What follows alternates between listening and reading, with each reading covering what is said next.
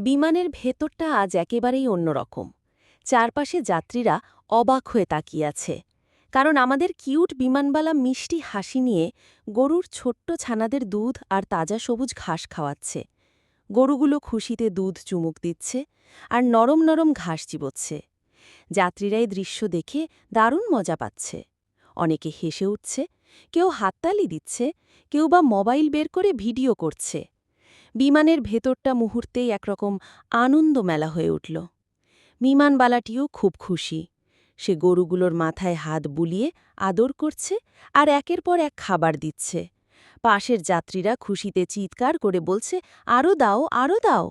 গরুরা খুশিতে লেজ নাড়ছে, যাত্রীরা হাসছে, আর বিমানবালার চোখে মুখে আনন্দের ঝিলিক। পুরো বিমানে এখন হাসি খুশির এক অদ্ভুত পরিবেশ, যেন সবাই একসাথে এক মজার উৎসবে মেতে উঠেছে।